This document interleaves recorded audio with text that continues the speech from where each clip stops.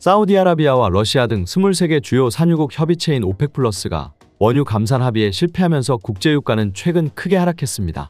사우디는 하루 100만 배럴 감산을 하고 있으며 러시아도 하루 30만 배럴 감산을 하고 있습니다.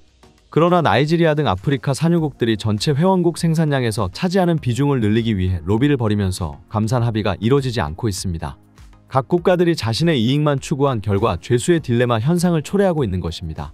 죄수의 딜레마는 자신의 이익만을 고려한 선택이 결국에는 자신뿐만 아니라 모두에게 불리한 결과를 유발하는 상황을 일컫는 말입니다.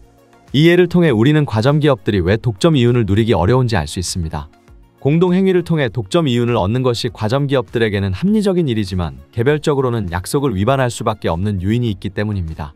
그럼 만화로 보는 맨큐의 경제학으로 오펙 카르텔의 죄수의 딜레마에 대해서 살펴봅시다. 과점기업들은 가능하면 독점 이윤을 얻고 싶어 합니다. 이를 위해서는 과점기업 간의 행동 조정이 필요한데 그러나 이것은 쉬운 일이 아닙니다. 카르텔 구성원끼리 협조관계를 유지하기 어려운 이유에 대해 좀 더 자세하게 살펴보죠.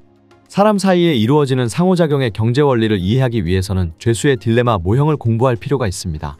죄수의 딜레마 모형은 경찰에 체포된 두 피의자에 관한 이야기입니다. 이들을 보니와 클라이드라고 부릅시다. 경찰은 현재 두 사람이 징역 1년형을 받을 비교적 가벼운 범죄에 대해 확실한 물증이 있습니다. 그러나 경찰은 이들이 보다 심각한 은행 강도 범죄를 저질렀다는 심증은 있으나 확실한 물증은 없습니다. 경찰은 보니와 클라이드를 분리된 방에 감금하고 다음과 같은 제안을 합니다. 우리는 지금 당장 너를 1년간 형무소에 보낼 수 있다.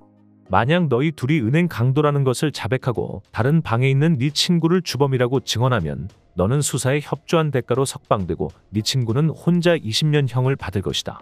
그러나 너희 둘 모두 자백을 하면 공범으로 8년씩 살 것이다. 클라이드는 믿을 수 없는 친구야.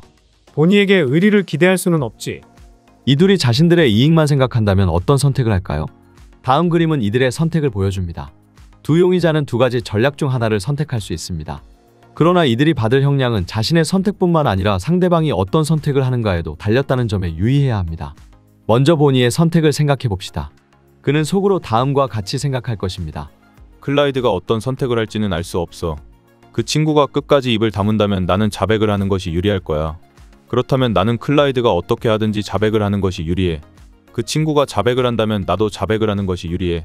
게임 이론에서는 이와 같은 상황에 전략적 선택을 우월 전략이라고 합니다.